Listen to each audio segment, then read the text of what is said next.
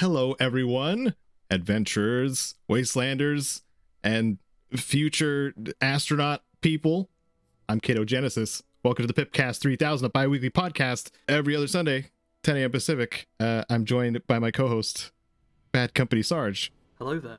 And we have an amazing special guest who I plucked from the Twitter, Dr. Jordan Breeding, not a real doctor. Hey, what's up? Welcome, Jordan. Yeah, thanks for having me. A lot of people may not know where you're from because I was like, this guy's kind of cool, and he said people should tell him to come on their podcast, and I did, and then you did, and here I am. You want me to tell these people what I am?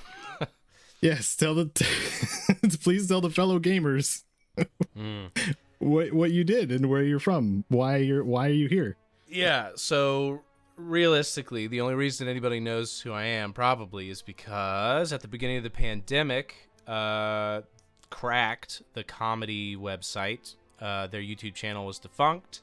I had the idea one day to reboot it, and I did. And so I did that for the last 3-ish years, and now I've got my own little channel that's, we're doing stuff, we're having fun, we're making videos that are way too long. And yeah, so that's it. I make videos largely, comedy, film, stuff.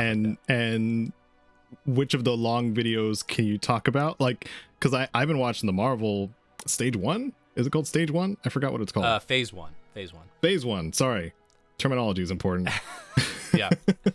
Talk about it. What do you mean? Or like, what do you? What do you want to know? Just like conceptually, like what the videos are themselves. Oh, sure. Yeah. So it varies, but the general gist of it is I will watch an entire film franchise, or in the state of Marvel, chunk of it, and usually some sort of antagonist has forced me to watch it and explain it. So I just sit or stand somewhere and I explain an entire film franchise kind of beat by beat until I'm done, in kind of the most useless way possible. Like I was explaining this to somebody recently.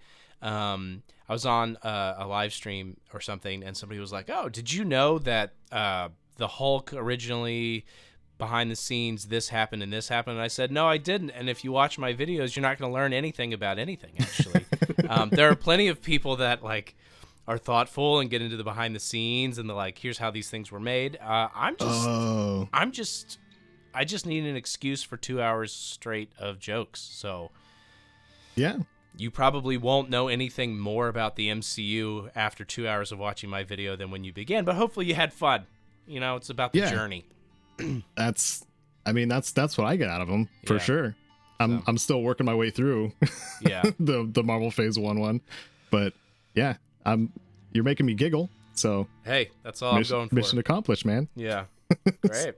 So we kind of geared our topic. We still do have like a Fallout Bethesda Elder Scrolls kind of centric topic for like the podcast itself. And I think you mentioned that you were down with like maybe you wanted an excuse to play Fallout 3 some more, or something like that.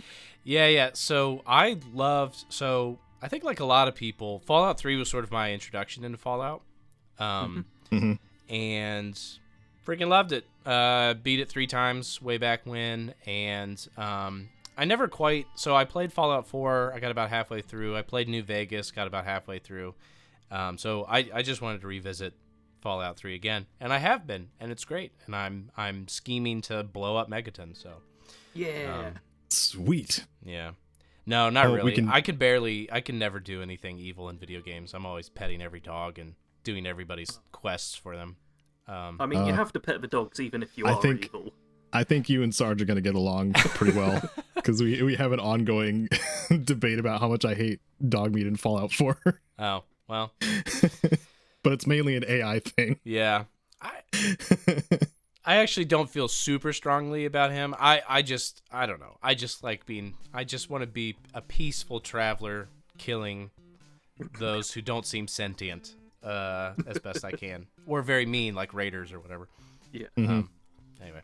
But yeah, it was great. Yeah. It's been fun playing through this probably a fourth time or whatever. Nice. We will eventually get to the topic, but we do have a lot of like gaming newsy type of stuff that happened.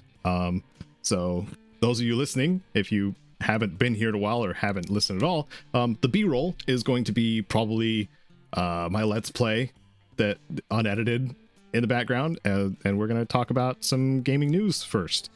After the comment of the cast, our topic for the last episode. Do you remember what that was, Sarge? It was something about followers in Fallout and who should have been a follower, right? Who should have been a companion? Yes. There we go. You were on the money, and I wasn't stalling at all to check the outline of the last episode. These are filmed 2 weeks apart. We're allowed to forget everything we said and did. They are, yeah, you're right. Okay, could you read the comment of the cast from the last episode, Sarge? Yeah, CMP Productions says, "The Mechanist from Fallout 4 should have been a follower if you spared her. The other should have been chased from Far Harbor." And I agree with both of those. I think it's cool if we could get like more DLC followers, especially like late game ones. Just a little bonus for getting through the DLC. Yeah. I mean, Thumbs up. the Mechanist and Antagonizer from from Fallout 3 would have been cool too. Yeah. Like whoever survived, basically. Oh no, I would have much preferred to be followed around by the corpse of one of them. Do you feel like it's would that be too geared towards being good if everybody you spare like joins your party or whatever? Like, do you think that would make it too skewed to make people play? To be that way.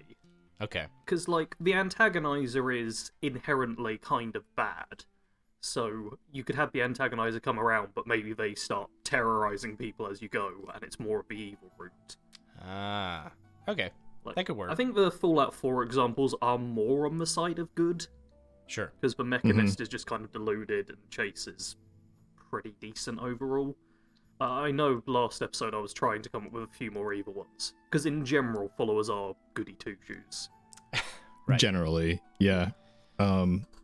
Those that have like actual backstories generally like veer towards the good side because, Yeah. I mean, your experience as an example, Jordan, like a lot of people don't go the evil route, so developers don't seem to spend as much time on that. Right. Sure.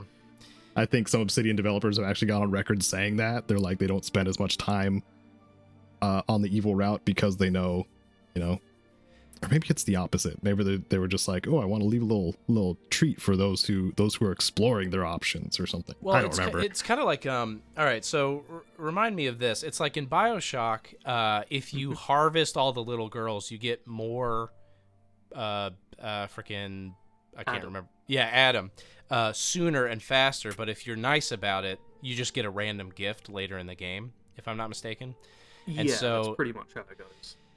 And so, like, that's, that kind of evens it all out. But if it was one of those things where it's like, well, everybody you spare becomes your best friend, it would incentivize you to do a good playthrough, as opposed to, like, I feel like it was Knights of the Old Republic 2, where it tried to do a little bit more of the, like, you spared this woman, and then she went and stabbed a junkie or something. I can't remember. There was, like, some weird... Like, your good things ended up being bad things more frequently in that. Like true consequence kind of stuff. Yeah. So, anyway, I think it would be interesting. I mean, this doesn't negate what this guy's saying, but I just think it's kind of an interesting concept when games will, like, push you along what seems like the good path, but then they're like, you can't be too good, man. It's real life. Yep. People are bad. I just think that's interesting. Yeah. Apologize because I'm going to extend this tangent even further. Sorry. I can't help it because I just want to say that, like, I wish games gave you better rewards for the, like, slightly more evil stuff. Because I think inherently when you are playing, you do go down the good path and try and do the good thing. But if you get, like, the slightly better stat-based reward for being evil, but your character's obviously better and maybe you get the better ending for being good, I feel like that's an interesting balance I'd like to see more of. Where if you do just throw away your humanity, hey, you can be really strong and powerful, but you're a terrible person. And, I mean, that's very much a Star Wars thing, too, it feels like. I'd be a Sith. Like, going the dark side, ooh, we get sick lightning powers, though. Yeah, right. That is like the trade-off in Knights of the Old Republic. Like you like can't get Force Lightning for a long time unless you are actually evil. So you don't get to do the cool stuff. I feel like the way you get around that is you could be a little bit evil for a little while, and then you get Force Lightning, and then you switch back or something. I can't remember. Just kill a couple civilians. Yeah, just one or two, Yeah. and and then then have everyone forgive you because on you, the straight and narrow, yeah. yeah. Because all NPCs have really bad short-term memory on That's what true. you've done. Right. Okay, cool. Thank you, CNP Productions, for that comment of the cast. We kind of went on a tangent already. Sorry. And no, it's good. I didn't mean to sound like a it's like somebody who's like, no, we gotta go on the train tracks and stay there. But we're gonna go over the PlayStation State of Play that happened. Apparently these happen like every quarter or something like that. I don't know, honestly. But like seems like all the main like consoles have their State of Play now, where they just drop a whole bunch of trailers and we're just like, ooh, what are all these goodies that may or may not happen this year? But it looks like the majority of these that were shown at the PlayStation State of Play that was a week or so ago will be happening this year. These are all linked below. If you're interested in a particular trailer, like I try to make sure to include links for all the stuff. But I'm just gonna blast through these. You guys feel free to stop me if there's something you want to mention. So first was PSVR 2. I'm Jordan. Have you played VR at all? Just a little bit, and I mean, but legitimately like 5 years ago, and even then, I played Super Hot a lot. I was amazed by it. I can't believe how cool it is. So yeah. I can't even imagine how good it is now. I'm not amazed enough to like spend real money or time on it, but yeah. if I could just dip in every once in a while, I was impressed by the depth of it. Like it feels like a big world that you're in. I was honestly much more impressed than I was expecting to be, and that was again, I mean, at least 5 years ago, definitely pre-pandemic. So yeah, so it's advancing even more. Like last episode, we talked about one of the VR companies that are working with the whole form factor situation, where they're designing a headset that's like the size of goggles, basically like swimming goggles. So it's like one of the biggest issues of VR headsets are kind of like hopefully disappearing. Yeah. If they manage to get a solid product that people want to buy. But the buying is the big part, because it's still not very general consumer friendly. Like you got to make sure you want it in before you dump like $800+ into this piece of hardware, right? Because they are still expensive.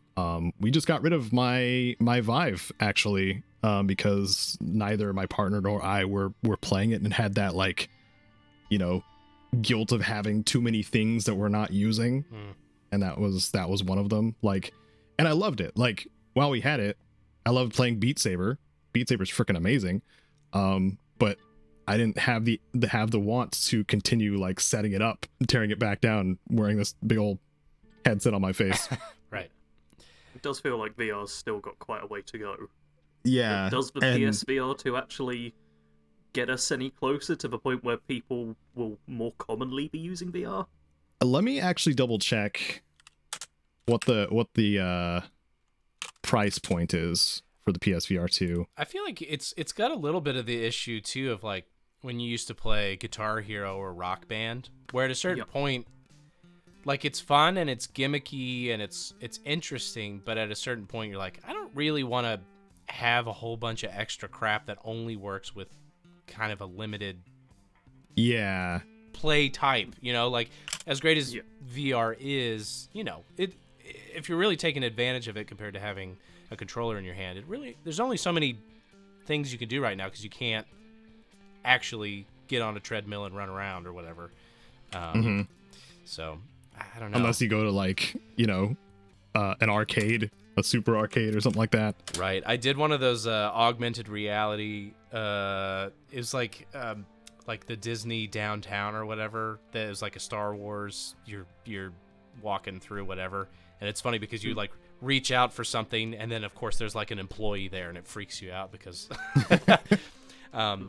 it's supposed to be like generally limited to an actual physical space, but there are people in there trying to make sure you don't just like dive into a wall or something.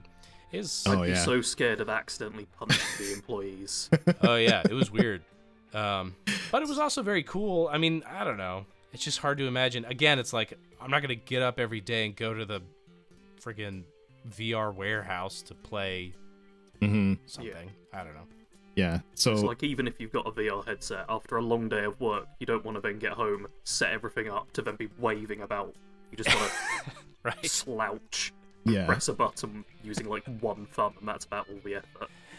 Exactly. So the benefit, there are trade-offs. The benefit of the PSVR 2 is it's an all-in-one, like you just need to have a PS5. Again, you need to have a console as well, but the headset and controllers are all you need for the VR experience type stuff, and that's $549, which is still about the cost of a console on its own, just to be able to play, VR games. But if you are like someone who loves immersion and stuff like that, that's like our code phrase for not thinking of the right word,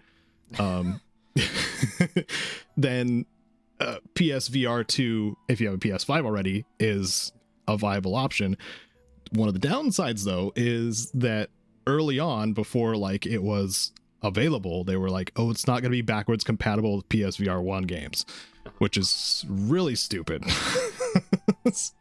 We made a video with Cracked about just sort of making fun of virtual reality and virtual reality headsets, and that was one of the things that we hit is like the technology it's just constantly being outdated and not being backwards compatible. It's not like a PS4 to a PS5. It's just like a PlayStation to an Xbox, and it's like, sorry, everything you had doesn't work anymore.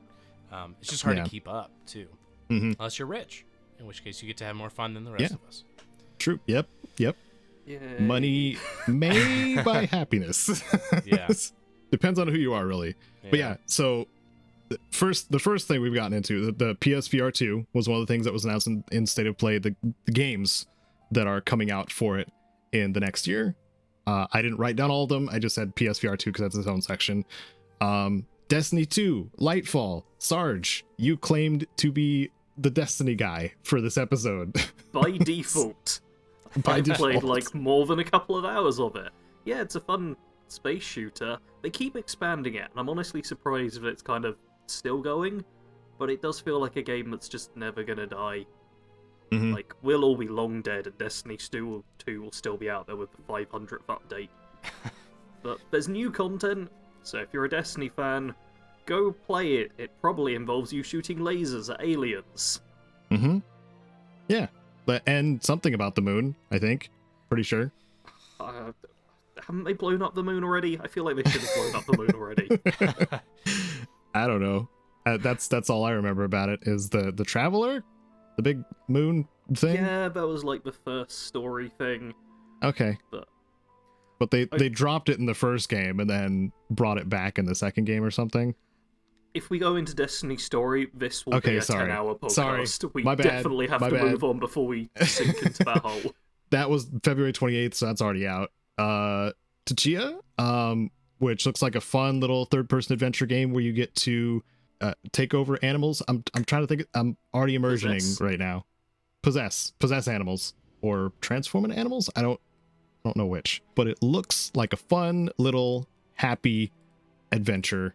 So I thought it looked super interesting. I also think Humanity looked interesting from a similar perspective. Oh yeah. And honestly, Goodbye Volcano High, although that looks like the most emo, like dinosaur existential dread anime looking thing in the world. But I feel like all three of those to me sort of are in contrast to Wayfinder, which we could talk about in a minute, which I guess is already out. But like Wayfinder looks like everything about games that's making me not want to play games anymore. It was like I don't know, it's like all these classes and all these loot things, and it just like you're just slashing random orcs or whatever. I didn't pay that much attention. You make a good point though. But I just feel like as I'm getting older, I'm significantly less interested in, not that Wayfinder is this necessarily, but like realistic graphics and the like all of the extra. I don't know what it is, but I just like I can't get excited about. I think I tweeted about this recently, but like in the new Suicide Squad game, it was like. Some thing pops up that's like, this gun has a plus 7% ammo, whatever. And I just like, I never cared about that as a kid, but I didn't have to. Or if I did, it was a little bit, I don't know, it didn't feel as intense. I've just been playing a lot more stuff like Hades or The Long Dark or any of these games that are a lot further removed from realism and all this stuff. Although I guess Hades does. But even Hades, it's like different weapons do different things, but they're entirely different weapons. It's not like a purple axe versus a gold axe or whatever. Even though you haven't been here, I have sung Hades praises a lot, and that game is a masterpiece. It's one of the... Comparing it, like trying to compare it to like the live servicey stuff that just seem like they're just crapped out just for money's sake. Wow. Which... Yeah, I hate saying that about Wayfinder, but it's still kind of following the mold. Yeah, of like, we're making a live service game. We want to take up all of your time, kind of thing. Yeah, I just like, what's this like spiritual sequel to Limbo? Inside, right? That sounds right. Yeah, Sarge. Yeah, it is that. I just played that recently, and that was like the most fun 5 hours I've had in a long time. And I don't know, I'm like struggling to care anymore. Like I started, and I know we're going to talk about this later, I think I started Atomic Heart. Yeah. I didn't actually get to anything yet. I just started it last night, but it was starting to get loud and it was going to wake my son up, who is 3 weeks old, so I didn't feel worth it. And I was just looking around, I was like, I don't know if I care about realistic graphics anymore. Like, it still's not perfect. Like all these people look a little weird. I don't know, man. Yeah. I'm struggling to like get invested in that kind of stuff anymore. Unless it's like Rainbow Six Siege where I'm playing with friends or whatever. But I don't know, man. Anyway, those 3 games looked really interesting to me in comparison to some of these other ones. I do like how you grabbed a handful of them, so that actually makes it easier. Yeah. So thank you for that. Yeah. So I can go on a tangent. I'm buying myself time. Yeah. Awesome. Humanity looked like kind of like the next generation of Lemmings. Yeah. To me. Which is similar to Inside, actually. Inside has a lot of that. Oh, I guess you're right. Yeah. Yeah. But it looked cool conceptually as a game because you're controlling a whole bunch of like massive groups of people in a 3D space and directing them and stuff like that. Just looks kind of fun and something you can also shut your brain off to do. Which sometimes that in itself is nice and fun. Naruto X Boruto Ultimate Storm Connections. This is in the realm of fighters that I just don't know anything about. But that's supposed to release sometime in 2023 and has like a massive character roster if you're a Naruto fan of some kind. So one of the things I wanted to mention is Baldur's Gate 3 had a official release date trailer that was in the PlayStation State of Play. So that means, Baldur's Gate 3 is going to be on at least Sony consoles. And that's for August 31st, that's a game I've been looking forward to playing the 1.0 of because I have, a lot of nostalgia for the Baldur's Gate games from like the 90s. So kind of stoked for that. There were a couple Capcom things for Street Fighter 6 introducing 3 new characters, and that's coming June 6th. And Resident Evil 4 Remake coming March 24th. And then, of course, the end chunk of PlayStation State of Play was the Suicide Squad Kill the Justice League, which is supposed to release May 26th. and there's already been like a lot of dialogue on the internet about like how by the numbers the game looks for like the live servicey 4-player co-op thing with battle pass and gear scores and like another commit your time, lots of your time kind of game. Jordan, I found your tweet. Oh, that yeah. you mentioned earlier with all the numbers and stuff. And, yeah, I feel like seeing the little red up arrows, or red down arrows and green up arrows on every single loot value is something I'm very over. Like, Yeah. it's cool that this gun does 1 more damage a shot or whatever, and it's increased DPS by 17%, but how about I just have a good gun that I like and fires? Yeah. That sounds good to me. I don't know. I mean, it's just a nostalgia thing too, but it's kind of like I would rather you give me like shotgun and then also an Uzi and then also a rocket launcher, and they're just different guns. And so what I'm balancing is, do I want gun shoot fast, low damage, or slow big damage, close range, or sniper rifle, like things that as somebody who hasn't played the game yet can walk in and conceptualize, oh, that's what that does. It's a sniper rifle. It works like a sniper rifle.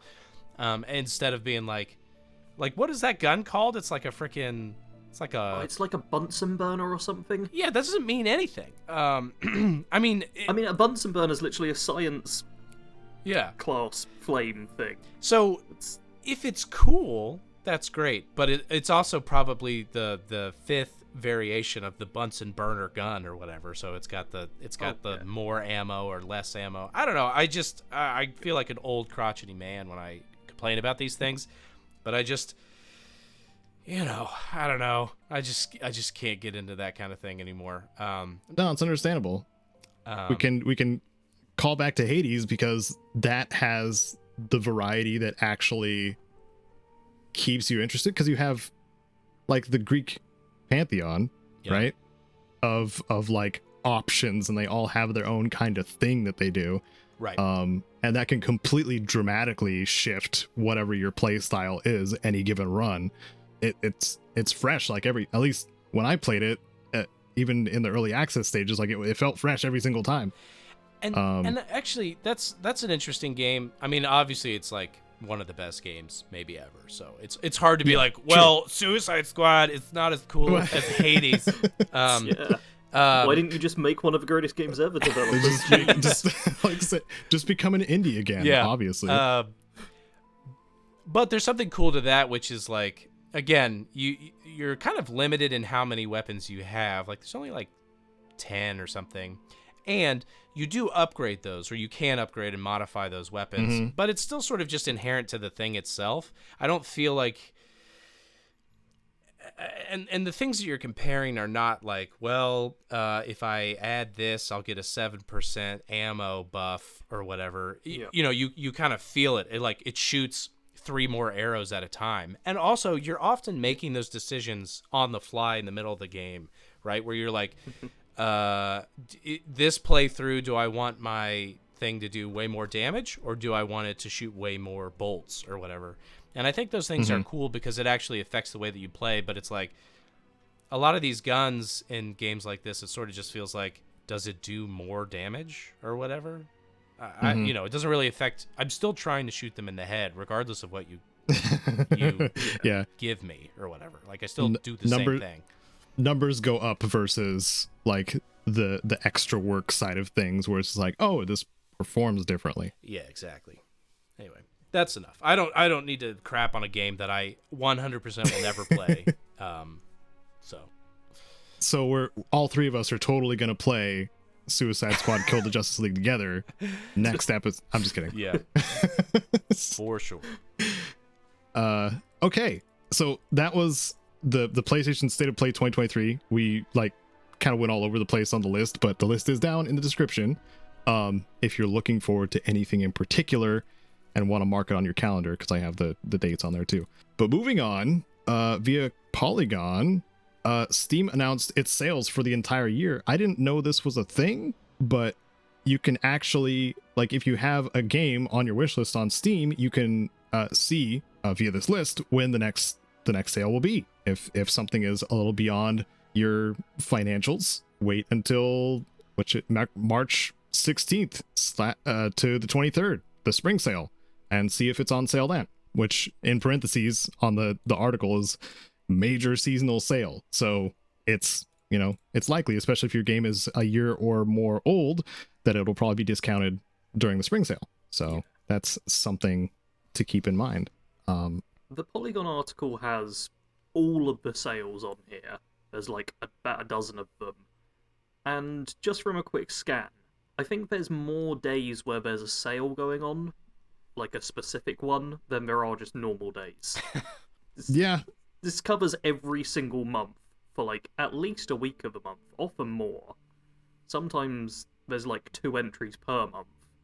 It's... I don't know how much you have over there in America, but over here in the UK we have kind of a meme about the DFS sales, how basically every single month there's this sofa company which does a sale, and it's like, don't miss out on the January sale, don't miss out on the February sale. It's just, the stuff's always on sale pretty much. I'm sure we have clothing stores that do that. Oh yeah, our equivalent I think is mattress companies or like mattress stores. Okay. Oh yeah, that makes sense. Yeah. Yep. They're also perpetually like going out of business sales, but they never quite actually go out of business. I worked retail before this, and we at one point just put up like black screens over our windows and like doubled our number of customers because everyone thought we were going out of business. And like nothing was actually on sale, but they bought it anyway, just like, well, you're going out of business. This is obviously a discounted price. And I'd tell them, no, that's the normal price, and they'd still buy it. That's funny. Wow. I'm just going to tangent again because that's why I'm here. Yep. We had did they ever have Toys R Us in the UK by any chance? Yeah. So they went out of business, obviously, and I went into our local Toys R Us, and it was talk about Fallout 3. I mean, it was like crazy in there. Like the lights weren't fully working; they were flickering. There was like toys all over the ground. There were people running around. It was the closest I've felt to going into like, what is that, like first? There's like a Stop and Shop or something. Like there's some mall really early in Fallout 3 where there's like raiders in there and there's drugs everywhere. That's what it felt like. Yeah. I can't remember the name, but yeah, I know what you're on about. I was Super Duper Mart. Super Duper. Thank you, Mart. Sarge. That's I was having trouble too. Yeah. Anyway, that's it. That's my tangent. It was very exciting. Yeah. Did you get any good cool stuff from it? I went in there hoping to get discounted video games exclusively, and that was the one thing that they still had locked up, and were like, because those still held value, but like all the stuffed like tigers and stuff, they were like, yeah, you could just pay what you want. Like there were people haggling. But the video games they were not messing around with. They were gonna ship. They're gonna ship those somewhere or sell those somewhere. Wow.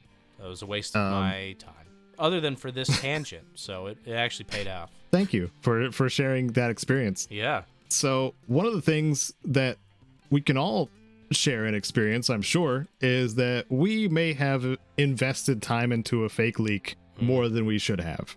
I'm only speaking for myself on this, but I'm trying to be relatable to everyone else. I'm not going to be relatable. I'm going to call everyone idiots. Okay, cool. Sarge, what is this about? For putting this article, which is about a leaked Starfield image, which turned out just to be like a fake that was AI generated, but I don't even care about the AI generated bit. I fully put this on here just to rant for like a solid minute about the fact that there's constantly video game leaks, and everyone gets so hyped up and is like, yes, this is definitely the thing that's definitely happening. And then 99% of the time, it turns out to be fake or just doesn't come true. But then for the 1%, everyone's like, yeah, see, we knew ahead of time, we're so smart. And it makes me annoyed every time, and I might be part of the problem. This is another... it's a PC Gamer article that, was It says, I like how it says official on the screenshot, the quote unquote screenshot too. Yeah, it's literally just one fake screenshot that everyone for like a day was like, oh my god, a Starfield leak, which all it is a picture of like what would be an NPC in like a blurry image. Like, that's not even an exciting leak, but that is partly why people believed it, because it was something that believably could get leaked rather than the entire story of the game or whatever. But grr. I was looking back at the Fallout subreddit too. This is related, I swear. And somebody had posted why don't we allow images anymore, and it was because of the Fallout 4 hoax, the Survivor whatever hoax, that it created a god-awful amount of memes during the time where we were just waiting for word about Fallout 4, and the moderators ended up just disabling image posts entirely. Investing too much, I guess that's more proof of anything than investing too much into leaked, quote unquote leaked stuff that's not really proven, can have disappointing side effects. Yep. Like not being able to post Fallout memes to the Fallout subreddit anymore.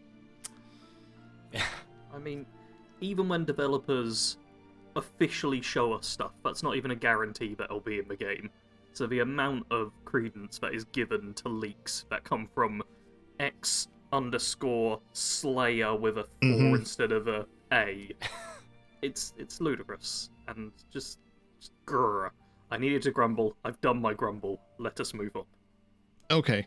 I was gonna bring up the legitimate leaks, like the Last of Us Part 2, like script leak too. Which, and then everyone got annoyed. Yeah, even if it is accurate, that can ruin a game's existence by rabid fans not seeing the full finished product and just assuming the worst when they can see the whole script, which is stupid.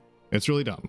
Yep. So don't invest either way in those things, because it's I'm with Sarge. Shinji Mikami, founder of Tango Gameworks, is leaving. This came as pretty surprising news. I don't know how to take this quite, because Shinji Mikami was, I'm pretty sure he was the originator of Resident Evil, like the father of Resident Evil. But eventually he helped found Tango Gameworks, which are responsible for The Evil Within, and more recently Hi-Fi Rush, which is amazing. But yeah, very recently, he ended up leaving Tango Gameworks after being there for 13 years. Might be leaving for, personal wanting to expand his horizons reasons. Might be some other behind the scenes stuff that we don't know about because contracts. I don't know. I hope for the best, and I also hope that this doesn't mean things will get worse at Tango Gameworks, because the most recent release from that studio was really, really good. Because he had a hand in Hi-Fi Rush as well, it seems like. Yeah, that was his last game on there. I mean, fingers crossed he goes on to work with more stuff in the gaming sphere, but he has been in the industry for a long time. Like, a real long time, seeing as he did work on the original Resident Evil. Yeah. So, if he wants to take some time off, that is more than well earned, I say. Yeah. And I guess that's a connection I needed to make in my brain too, that the first Resident Evil came out when? Like 100 years ago, right? 97 is my guess. 96. You're close. Yeah. Oh, blast. I was gonna be like, I'm probably younger than Resident Evil, but that's... Yeah. Back in the day. Is that a Chris Redfield? I can't tell. It's... Character models were weird back then.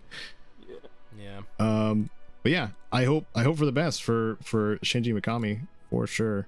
Moving on, something that Sarge made a video about, and I watched, was the Outer Worlds Spacer's Choice Edition was announced for March 7th, and it's not something really any of us were asking for, nor does it really need to exist.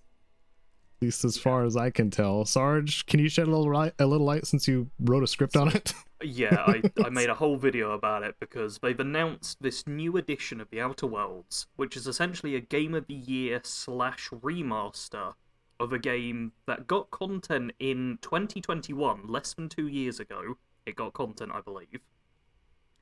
And only came out a few years ago, and they're remastering it already. And obviously, because it's so recent, the remaster doesn't look that great, because it's only been a few years. We're still on essentially the same console generation, so everyone can still play the original game. They've just decided to make this new edition, which, if you've got the game and all the DLC, you'll be able to upgrade for a reduced price, but you still have to pay. And it's very much... Go ahead. Sorry, when you were making the video, did they eventually say like what the reduced price will be for the upgrade, or have they said that yet? I've not found anywhere that officially has a reduced price, but everyone's been saying it's going to be $9.99, and I've not been able to track down the original source, so I gave up on that. Yeah, there's some games that did have that price point, or 20. It's $10 or $20. Like I think Anniversary Edition upgrade was $20, right? Maybe something like that. Yeah. But that was content, not a remaster. Did Special Edition cost to upgrade if you have the standard one? I don't remember. It was a while ago. It was so long ago. It was like 2015 is when it came out. Like same year of Fallout 4. 2016. 2016. Sorry, next year. Yeah. I don't know. I think it's too soon. Like, unless there's a lot of like little extra things that like, because I saw the Moonman helmet like actually move with dialogue. That was not a thing in the original game. If they have more like changes to the game like that, kind of like a special edition for Skyrim had those little subtle changes to the game that were just generally improved, maybe a little bit more for the Outer Worlds, that'd be cool, and maybe justify a little bit easier for me. But just being a remaster isn't enough for me to want to like buy it again or upgrade it, really. Yeah. I mean, Jordan, did you play the Outer Worlds at all? I did, but like everything in my life, when I play video games now, it's one of those things where I got about 2 hours in and was like, this is a big game. This game is big. I give up. I surrender. Oh dear. I really struggle with a game that's like, just so you know, this is going to take more than today. Yeah. So I mean, I thought it was cool, but I don't know. There was nothing that was like that felt overly necessary about it to me. Yeah. So I enjoyed our brief time together. I think about her every once in a while, but nothing lasting. Me too.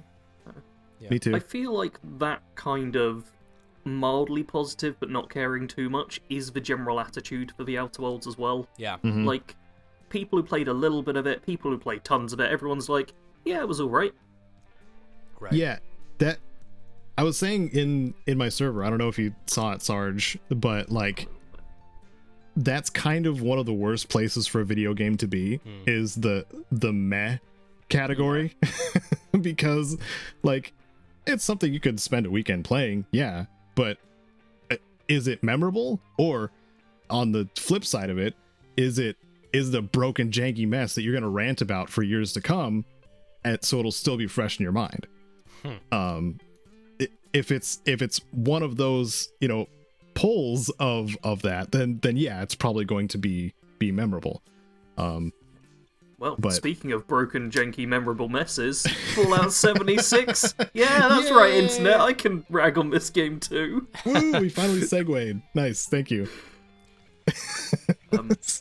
76 is like a new season update thingy, which is like the standard update process it goes through as like a live online sort of game. And they're always having to bring in new stuff, mostly for a scoreboard, which I don't like. It's just a lot of grinding. And I mean, Jordan, if you thought, oh, I can't beat this in one day is a problem, 76 is like, oh, I can never beat this. Right. It's ridiculous. Commit your soul, because that's what you need to do. Yeah, I never... There's players with the level cap in the thousands. It's crazy. Yeah, I never even attempted Fallout 76 for that reason. I just... I can't imagine committing that sort of time to a game to be like, this is the only thing I'm playing for ever. I don't know.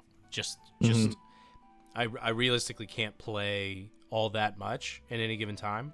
So to be, it would have to be a pretty incredible game for me to be like, this is all I need for hundreds of hours, maybe until I die.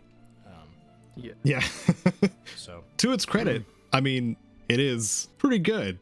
Okay. But it's certainly better than what the internet at large says it is. Oh yes, I've heard it's improved I will say that. significantly since release. Oh yeah. So there's like humans and stuff now. Yeah, there's people. Oh. Yeah, and quests and things. That's cool. Yeah.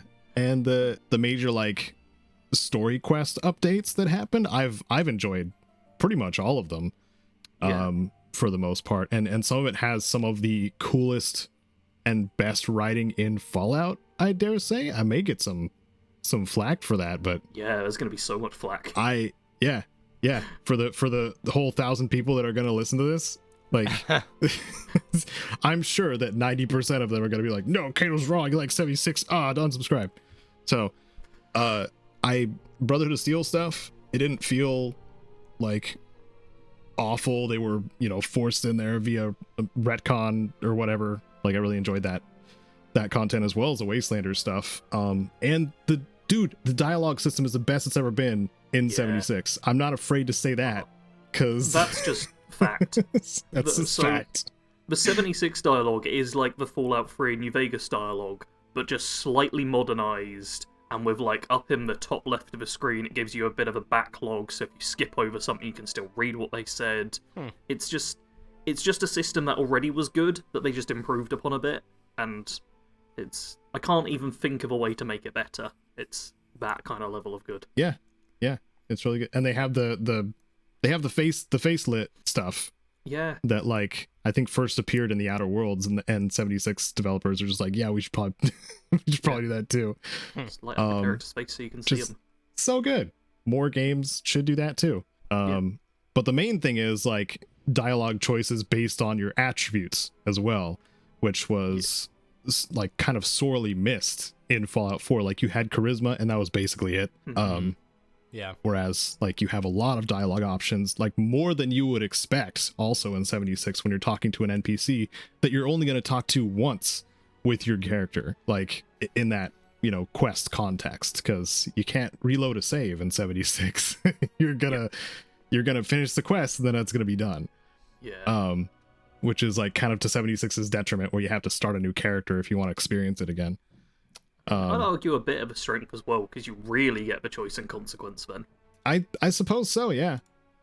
I would like to say that we've very quickly diverted from talking about the actual season to all of the good updates, because this one is just another generic update. Yeah, I guess so, yeah. We're just going to the defense of 76 almost by principle. Remember all the good stuff? Anyway, here's a generic thing. Here's the thing that's just happening. Yeah, new scoreboard. A patron of mine, or mutual friend at this point of me and Sarge's, was saying that unique weapons have been a scoreboard thing for the last few seasons, actually. Yeah, which is pretty cool. Nice. Yeah, I have been out of the loop for a little too long, but I like that. I do like that as an incentive, and it's also a live service game, so it's got some monetization choices that I hate. Anyway, game I don't hate, Hi-Fi Rush. In fact, I love this game. I downloaded it last night, but I haven't actually rushed anything hi-fi yet.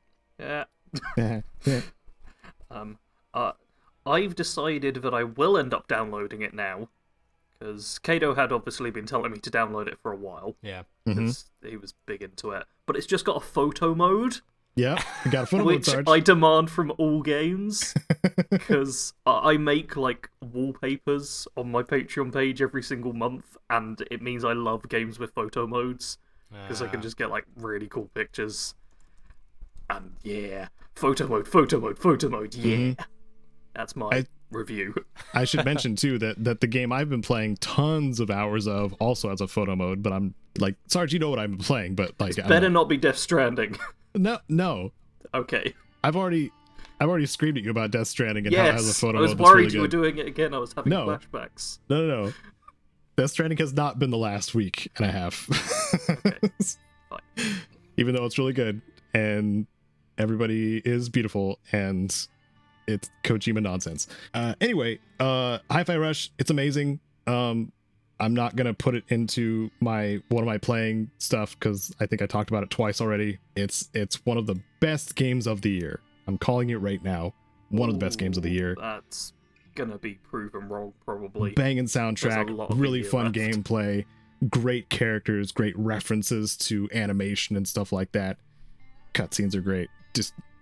And now it's got a photo mode. It's even better. So Sarge needs to play it. I will do. A game I probably won't play, though, is Dead Island 2. Why not? It's first person. It is first person. I don't have any of the nostalgia. I didn't play the original Dead Island.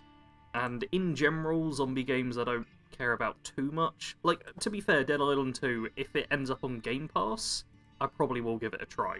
If I have to buy it, I probably won't bother. It's in that kind of category. What if it gets a photo mode? If it gets a photo mode, I still won't gain any extra money to buy it with. Oh. I'm sorry. I don't think I beat the first Dead Island, but I did have a lot of fun with it. Like, even just little things. I don't know, some zombie attacked and I hit it with a 2x4 or a 4x4 and its arm broke and it couldn't use it anymore. And I was like, that's cool. I like that. I like being able to break their arms. Yes. So, yeah, I mean, I don't spend any money on anything at this point, but if it's on Game Pass, for sure, I will play it, and I'll probably love it. I really like zombie games still. I've been waiting for the last 1,000 years for Left 4 Dead 3 to come into my life. I didn't like Back 4 Blood at all. Yeah. So You weren't into it? it felt wrong. I don't know. There was something missing. There was I got all the guys together that I played Left 4 Dead with, and we played it, and we're like, it's just something wrong, something off. Some of the soul is missing. I don't know. Yeah. Anyway, so maybe this will scratch that itch, because I think what I liked about it is that it's weightier than some games. Like again, you're breaking arms and stuff. Like it feels a little more. Like you have to be a little more intentional. Yeah, impactful too. But I just mean it feels like things exist in space. Like the physics are interesting to me, at least for the first game. So hopefully this one's, a decade better or whatever. The gameplay reveal we have linked to was talking about their like maiming technology that they had. I don't remember what they called the system, but it was talking about the technology that they have for breaking different parts of the zombies' bodies and stuff like that. Oh. And like they have a whole system running in the background for that kind of stuff. So I think you're gonna get what you're looking for, at least in that realm. Jordan. I will almost certainly play it then, depending on what I have to do to actually access it. I wanted to ask too, like I didn't play Dead Island because it came out when I was in trade school. And I didn't have a console when I was in trade school. I had a laptop, the crap top, as I lovingly call it. But when the spiritual successor Dying Light came out, I played the crap out of that game once I had met one of my long-term online buddies now, and like that was in the same spirit but with parkour. Right. Have you played Dying Light at all? If I have, there's like some vague image in my brain of that game, and I can't remember if it's me playing it or just watching a trailer or something. But either way, regardless, basically no. I just didn't for some reason. Gotcha. So one of the things that Dead Island seems to have over Dying Light, because they're very similar games, except Dying Light has the parkour for it, right, to like gain it points, because the parkour is really good. But Dead Island seems to have cranked the campiness up to 11, which might work in its favor if the jokes land. If it's like the slapstick stuff, the dialogue between characters and stuff like that. What they're showing in the gameplay reveal was like some of the dialogue did actually look kind of entertaining for the little that we saw. Right. If it keeps that throughout Dead Island 2, or at least a good chunk of it, then it'll be a good competitor against Dying Light. Because a complex maiming murder system can only get a game so far. Dude, this is the thing though. I'm getting to a point where I care about gameplay above all at this point. Like I just want to have fun doing the thing, because I just have a hard time. Yeah, like, getting super into the lore or the story. I mean, I think what was fun about Dead, so like, we're going to talk about this later. XCOM 2, I can't get away from. And it's actually similar to, I'm going to connect this. So when I played State of Decay, which is a janky game, I really enjoyed it because it was more about letting me do whatever I wanted as I wanted to, kind of. And at the time, anyway, Dead Island, even though it's a lot more structured than, obviously, State of Decay, there's a lot more like an actual plot and stuff. It felt a little bit more like a high-quality, like the minute-to-minute gameplay felt a lot more like a high-quality State of Decay where, I don't know, fighting zombies while I'm looting. Like feeling more polished. Yeah, kind of thing. but I mean, just it I don't even remember the story at all. All I remember is this, like, breaking into lots of buildings and looting and getting attacked by zombies and having to run away and figure that out and hit them with cars and stuff. And I think that's ultimately what I would want. So a complex maiming system, heck yeah. I'm into it too. I think part of it is because like I've had like disappointed talking points about Dying Light 2 and what it's trying to do with its story and characters that just did not land at all. Yeah. And like Dead Island 2 taking it back to something more simple and slapsticky and silly, which like you don't have to pay as much attention to, but if you are going to get some giggles out of it. Sure. Kind of thing. Whereas Dying Light 2, the first half of the game, there's like 10-15% likable characters. The rest are horrible a-holes. Like it's really hard to like any of them, and you're supposed to be fighting for one of the sides. Like, yeah.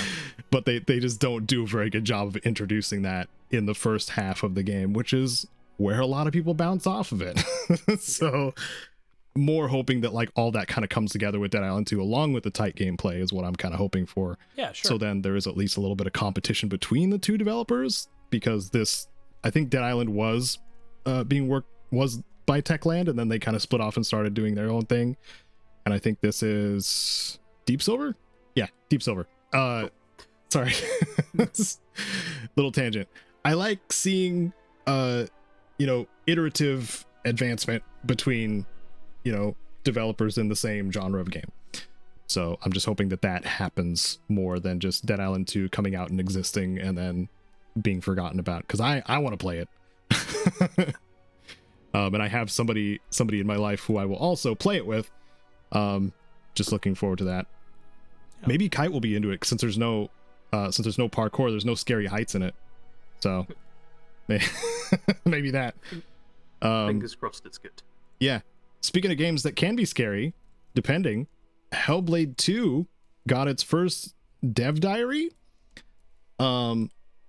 which I wasn't expecting. I don't think many people were expecting. And their first dev diary is about capturing Iceland and how they were able to scan Iceland itself to make it as faithful in their game as possible. And Ninja Theory is very aggressively detail oriented when it comes to how their games look. If you look at any footage of the first Hellblade, you'll see some of their motion capture technology at the time, or performance capture technology at the time, was groundbreaking.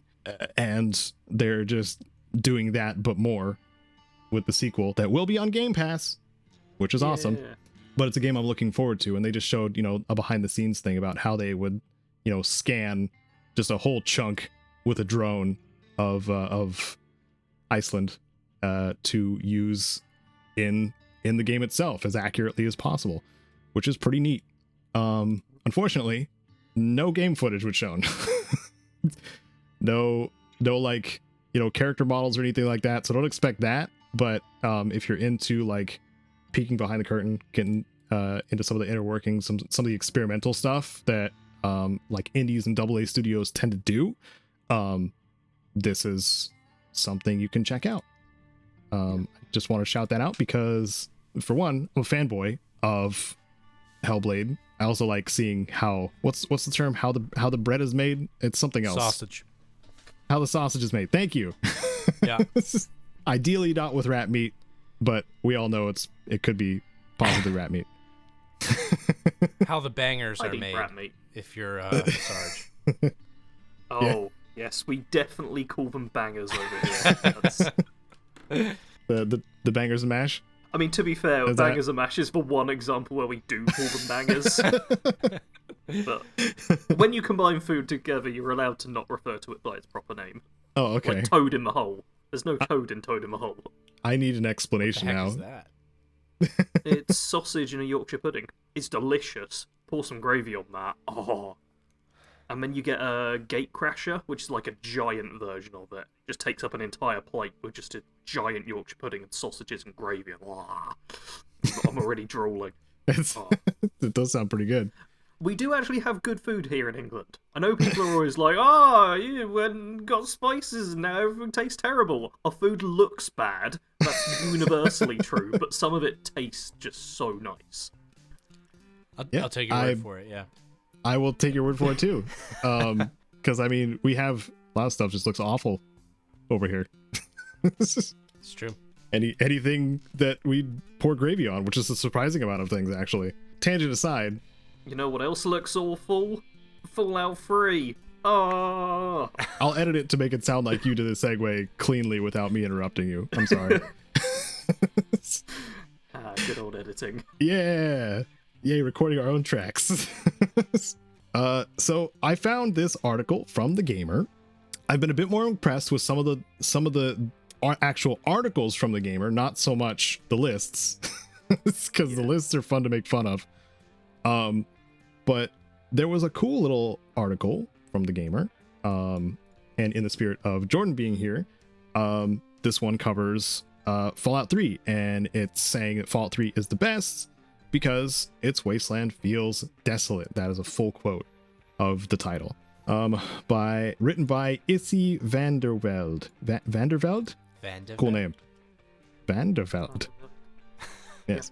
It says it was published February 11th, 2023. So this year, and there's no like edit paragraph in here, so I'm inclined to believe this was actually written this year and not updated for SEO purposes. Wow. Yeah. We have a bit of a history with The Gamer on this podcast. We do. They make a lot of lists where they just are wrong, just like objectively sometimes, and where it sometimes just goes off and makes no sense. So, well, we mock the lists, but the articles we've had have generally been quite good. So, Nice. Very mixed bag. But I 100% agree with this general point. I often get asked, like, oh, what Fallout game is your favourite? And I like all of them for different reasons. But when I am pressured to give one, I'll say Fallout 3 because I think it did the Wasteland the best. It feels like a post-apocalypse, and I love that. Yeah. Yeah, it really does. And obviously, I live 2 hours away from it. So it's very interesting to me to see things that I'm so familiar with ruined, as it were. Like just wandering downtown is it the National Mall? Is that what it's called? But like, you know, just like going in the museums and all that stuff. I identify with that a lot more than Boston, which I'm not as familiar with, or Las Vegas or anything like that. Like it's pretty impressively rendered in my opinion. Like it feels like what it probably would look like if a nuke landed somewhere around there. It's pretty rad.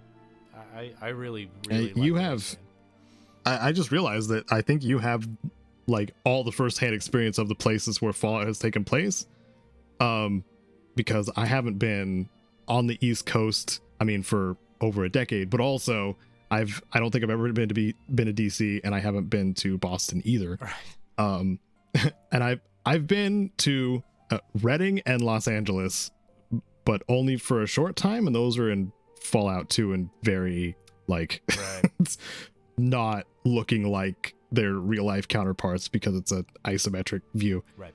Yeah, we've got a Reading over here in England, and it looks like someone dropped a bomb on it already.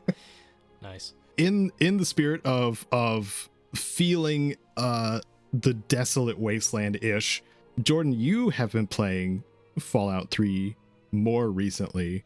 Yeah. Maybe what are some locations, like having that context of reality too? What are some locations that feel particularly like hardcore wastelandy that stick out to you? Yeah, I mean, I guess like I already briefly said it, but the I think it's called the National Mall.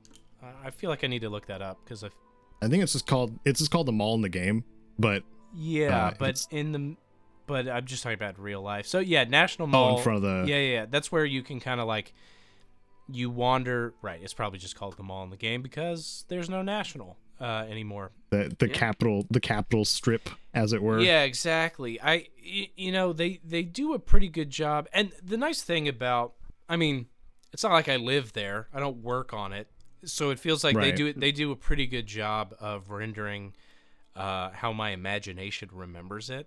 You know, like it's Yep. more than, you know, I don't think they did the drone fly over and made it, you know, No. 1-to-1 or whatever. That technology didn't exist. Yeah, and I think that's what's so compelling about it to me is, you know, even too thinking about like, okay, of all the things to be destroyed in America, Boston, Las Vegas, California, whatever, our capital being completely obliterated is a little weightier, a little more like, oh, it's everything's just like it, the country is no more. And so I think and I think what's cool about it too is obviously I think that rendering is really interesting and really it's just cool to go from museum to museum, to crawl to the top of the Washington Memorial, is that right? The pointy thing, Washington Monument, that's what it is, and all that stuff. It's okay, I forgot it a couple episodes ago too. Yeah, but I think the draw distance of it is what makes it so cool. So like when you're wandering through Boston, you know, you're like fighting through back alleys and stuff. Like you're not really getting the sense of scale per se. But the cool thing about Fallout 3 is that I feel like you can kind of just stand somewhere, like you can get up on a destroyed interstate and just you can see DC, but it's really far away. It's a little bit of that like playing Oblivion for the first time, and you just like, I can run to that mountain over there if I want to. And I that's when you sort of get, because you know they're talking about the desolation and the feeling of loneliness. You can see DC destroyed in the distance, but it takes you a while to get there, and you got to wander through a bunch of crap, and there's really not a lot of nobody's really thriving. I just remember at the time, and even still, just being sort of, I don't know, buying into the world a lot faster than a lot of other games, because it feels like how it should feel to be in that scenario, and I think they did an incredible job with it. And also, I really don't like Northern Virginia. The traffic is terrible, and it's sort of this endless waste of suburbs and things that I don't understand. I don't know how to get anywhere. So to have it all just nuked so that I can just walk from one place to another is really satisfying to me personally. Yeah, so convenient. Yeah. It's a bummer to have to shoot bloat flies or rad flies or whatever those are along the way. Yeah. But yeah, I dig it. I really think it's about as immersive as it could possibly be, given what they had at the time and all that. I think it's great. Yeah. And this was the first mainstream take in the Fallout franchise that actually, you know, stuck. Because Interplay tried it with Fallout Brotherhood of Steel. That's right before Interplay went bankrupt and kind of disappeared. Yeah. So because that game was going for as much edge as possible, like, you know, early 2000s, like butt rock kind of stuff. Yeah. But Yeah, and balls energy to drink. that's the one. Yeah. Yep. But Fallout 3 first person obviously is a bit more approachable than isometric like turn-based strategy type of stuff. And then you have a familiar landscape that, like, you can see, like you were saying, Jordan, like you can see the actual like buildings and stuff like that. And if you do stand somewhere, you can actually see a recognizable skyline. You know, depending on where you are in the game.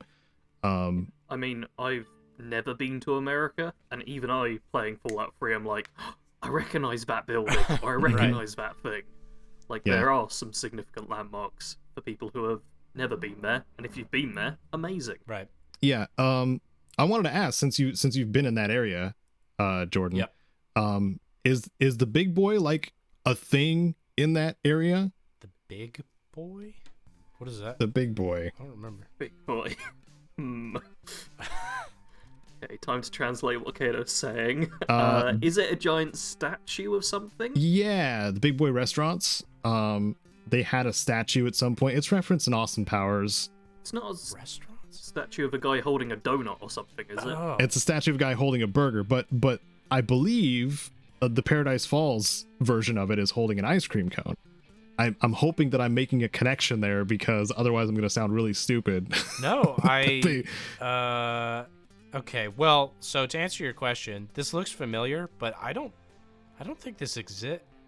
Does this exist in DC? In real life? Like a bigger version of that. Put it in the call chat. Look at that. Well, there's a Big Boy's Pizza, but I don't think that's what we're talking about. I was thinking of the Lard Lad from The Simpsons, it turns out. So, I have never seen that in real life. Apparently it's more popular in Japan than it is in America, but no. The burger chain that's popular that DC sort of originated is Five Guys, which Oh, okay. is sort of the East Coast's answer to In-N-Out Burger a little bit, and not in Fallout. I mean, you do sometimes run into Five Guys in Fallout 3. That's practically a reference. That's true. They're always The carrying five Raider- burgers, eating peanuts. The 5 Raider fellas who were carrying, yeah, right. Yeah. Yep. That's where my reference was tying back to, exactly. That to try to salvage the situation and thinking that I spotted a reference. Man, that's like the most Fallout looking mascot I've ever seen, though. That's what I was saying though too. Like it seems like this was a direct inspiration to the mascot statue that's right next to Paradise Falls. Yeah. I mean, it's got to be. I mean, I think you're right. I mean, this looks like something they built for the game, but I guess it's real. But the reference point that I had was when I watched the Austin Powers movies, and when Dr. Evil flies into space, he's in the big boy. Right. As his rocket. So like well, until this moment I didn't realize that wasn't a thing that people were just making up for stuff, and is in fact. But maybe it was just like massive product placement, because those movies were full of them. So yeah, I don't know. It could have been just that, and I don't know. Yeah. Overextending what I think was going on. No, I don't know. But I guess so. Anyway, during the playthrough that I've been doing of Fallout 3, check out my roulette playthrough, yeah, where I'm rolling for my stats, and it's awful every single level up because I've hit a wall. I was going to, speaking of Paradise Falls, I was going to Paradise Falls when I was doing my playthrough to go save the little Lamplight kids, and I did that thing where I, you find higher ground, and you're like, okay, the landmark that I'm looking for is the big boy. And unfortunately one of the overpasses or the highways was in the way, so I didn't spot it right off. But if you get to a high enough point, especially around kind of the middle, like maybe there's like the middle bar of the map where like a lot of it is just visible, it's great. It feels like an actual wasteland. Whereas something like New Vegas afterwards, has a lot more, mountain ranges and invisible walls where you can only see the Vegas skyline, in a few select places, whereas, it's a bit more, I don't want to call Fallout 3 a bit more flat, because it definitely does have some density to it, but it doesn't have like aggressive highs and lows like the next Fallout games after it do. Yeah. It's more hilly than mountainous. Yeah. Which is also just geographically accurate. Virginia as a whole tends to be more hilly than mountainous. So, and especially that area, because it's pretty close to water and everything. So, yeah. Going back to why this feels the most Fallout, can we talk about the divisive green filter? So, honestly, or green I don't aesthetic, notice it that much. I should say. Like, people talk about it, and I just no, everything looks fine. I don't notice everything in a green tinge. I notice New Vegas and its orange tinge on everything. That's really obvious. But a green tinge apparently has no effect for me. I'm just like, yep, that looks right. Yeah. And that's it. I feel like you're doing so much, heads up stuff that's green. I don't necessarily think about it any other time. Like, I don't remember wandering around being like, everything's so green, I'm mad. I feel like it still even holds up. I remember at the time thinking that graphically I was pretty amazed by it. But even now, I still feel like everything is rendered so well. If there's a green tint, I'm not really. It doesn't appear to dampen my experience in any way, personally. Okay. I'm looking at screenshots, and I think part of it might be as well that nothing's actually green in Fallout 3. So having a green tint to everything, it doesn't amplify an actual green too much. Whereas in New Vegas, there's a lot of orange or orange adjacent colors, so the filter on that stands out a bit more. Whereas just looking at the sky, that's grey blue with patches of white. The grounds, lots of grey. So you can use this orangey yellow. All the buildings are grey or brown or rusted, so. And the trees have all been destroyed, so there's nothing to over color. I can't think of words there, but sure. Yeah.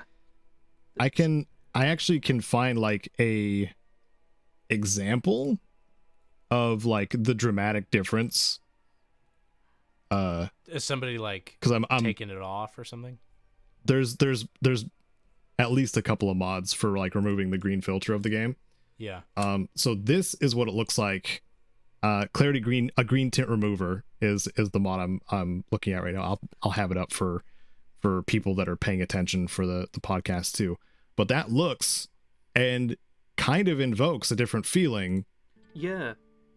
If you're looking at it without the green filter, because it doesn't feel as irradiated wastelandy and more just feels like, I don't know. The sky in particular feels odd. I guess I guess maybe that's where you notice it, and I'm only noticing it now because, to your point, it's removed. But it's the sky that feels oppressively disgusting all the time because it is, green and a yellowy, disgusting, where it just feels like everything is gross. Which, this looks like a much more pleasant place to live. Yeah, it does. This is just you've wandered too far off the beaten path kind of thing, as opposed to the entire world's blown up. Right. I also do like that they included one of the irradiated puddles on the ground still that's got the smog coming off of it. Smog and a skeleton. If that wasn't there, I don't think I'd be having any real red flags. I've walked around rougher neighborhoods than this. Sure. Yeah, I don't like that. I don't think I actually prefer that. Yeah.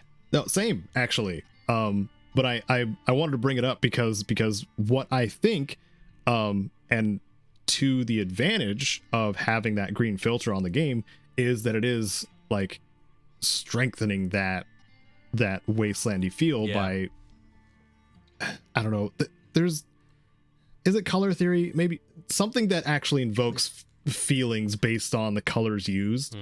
And because that green filter is over everything, it kind of, that bleak feeling sticks for me a lot better. Because it feels like, you know, Wasteland, not a paradise. Paradise Falls.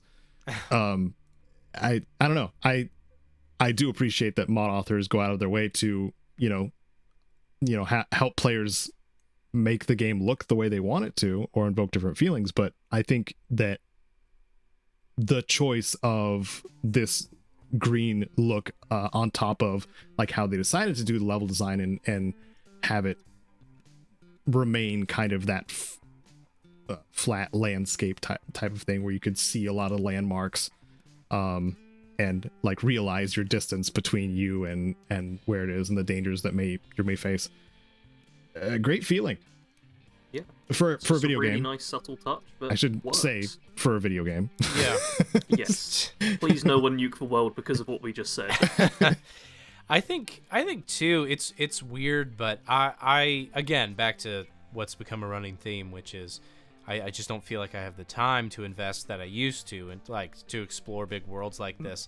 Something about the emptiness of Fallout 3, I still really like just sort of wandering through it in a way that I actually don't as much in denser, like, I don't know, there's something sort of still interesting and appealing about wandering through Fallout 3 in a way that I didn't even like as much in Fallout 4.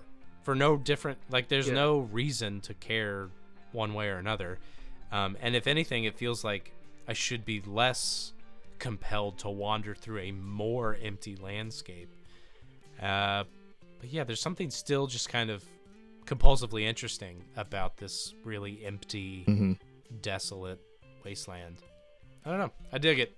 I wonder if part of that like had to do with Fallout 4's just complexity in like level design increasing, because they added way more verticality in that game. Sure.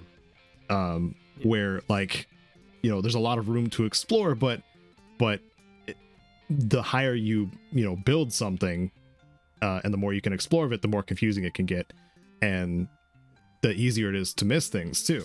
Right. Whereas in something like Fallout 3, like you have your indoor cells, outdoor cells, and then like just the landscape, and that's pretty much it. Right.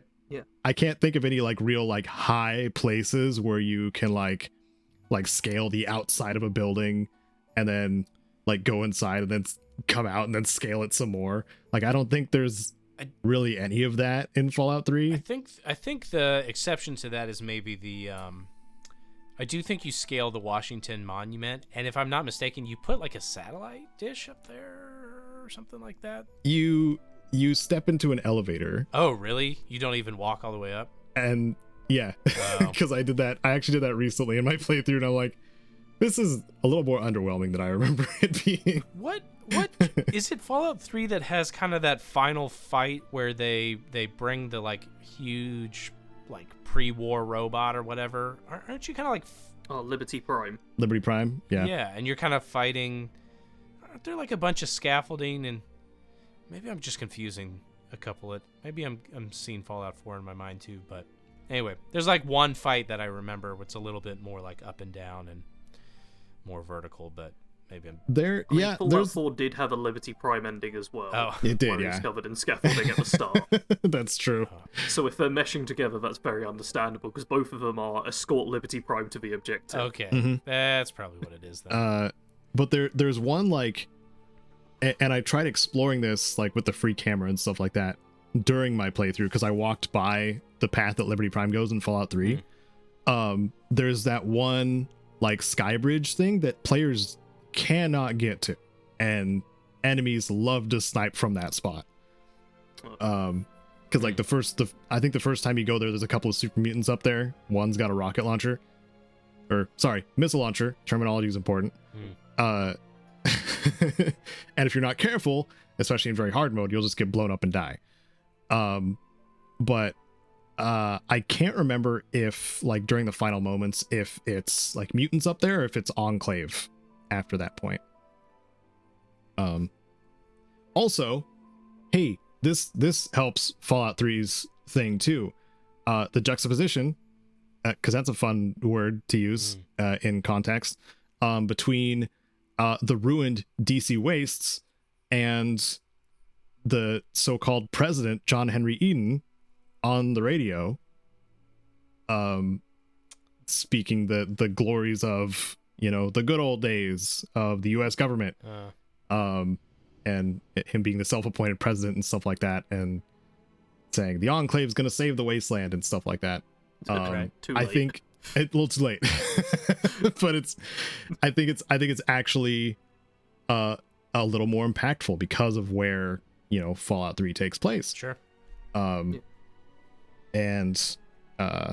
what if I were to choose like how the Enclave is introduced, even though I do have like, there's a special place for Fallout 2 in my heart. Fallout 3 did a pretty dang good job at introducing the Enclave in a subtle way before they made their appearance. Except for that one Enclave dude outside of Dukov's place who... Isn't Fallout 2's introduction of the Enclave, though, minigun power armor, daka daka daka, which is about as far from subtle as you can be. Yeah, a couple of times. That one was like big boss buildup though. Unfortunately, Fallout 3 does not have that. Big boss is not John Henry Eden. It is in fact Colonel Autumn, who is not even a boss fight, which is very disappointing. He's a guy. He's just a guy in a coat that has a laser pistol. But how it was all like, I don't know, it made it cooler. Yeah, that's what I'm trying to say. It was cool. Yeah, I think right, how Fallout 3 did it made it cooler. Yep. Do we have any last thoughts on the desolate nature of the Wasteland before we move on to the hey, what have you been doing section? I think I've said my piece. Yeah, I feel like I said a lot, so I like it. Yeah, it's good. Yeah, Fallout 3 All-round good. Thumbs up. Yeah. Now, let's start with our guest, Jordan. What you been up to? The main things I've been up to is I just can't stop playing XCOM 2. Yes. I have, dude. I've been holding on to this enjoyment and glee the whole time. Sorry. After I saw you write it down. Yeah, I just I like keep looking at all these games and I'm like, but you know, I could play XCOM 2 again. So I've beaten XCOM 2. Yeah. It's funny, I should know these better. Whatever the difficulty below the hardest difficulty is, Commander classic? or Classic or something. I think it's Classic. Okay, so I can beat the game on that with my eyes closed at this point. But I cannot freaking beat it on the hardest difficulty, like on Iron Man. Or whatever. Impossible Iron Man or whatever. Yeah, it's so it's so hard. I keep trying and failing, and it's making me so frustrated because I am beyond, you know, the other difficulty, but I keep having like perfect runs that then all of a sudden my whole team dies in one mission, as they're prone to do. And I'm just it's all I want. All I want to do is beat it on Impossible Iron Man or whatever, and I can't. So I've been doing that. I've been playing through GoldenEye again with the remaster, and I made a little video on this. I used to play it with friends when I was like 10, and then they moved away, and I was like, oh, this is making me think about my long lost friends, and the internet found them in like 12 hours. So that dude, yeah, I was shocked by that. I'm so happy for you too. Yeah, for like the fact that ended up, you know, working out not just well but quickly. I know, I was shocked. And so yeah, we've already hung out once over Zoom, and we're gonna do it again. The bummer about the GoldenEye remasters, you can't play online, at least not for the Xbox version. So we can't actually play it unless like everybody flies somewhere, but to a singular couch. But that's been fun. I mean, the multiplayer is still what I was most interested in. So I played my dad briefly the other day, and I wrecked him. And then, nice. Yeah, the only other thing is I literally just finished watching all 12 Friday the 13th movies for an upcoming video, and they're not great. Not great. Oh, what? Yeah. You mean they just kept making sequels? Why would they do that? I don't know. And the thing that's amazing to me is how little money they make compared to, like a lot of them would make, $30 million on a $5 million budget, which is good, like probably worth doing. Yeah. But every single Saw, except maybe one, made over $100 million on like $10 million budgets. Final Destination is the same thing. Like a lot of these more recent horror franchises make a lot of money. Friday the 13th has always been like, yeah, it's probably worth doing.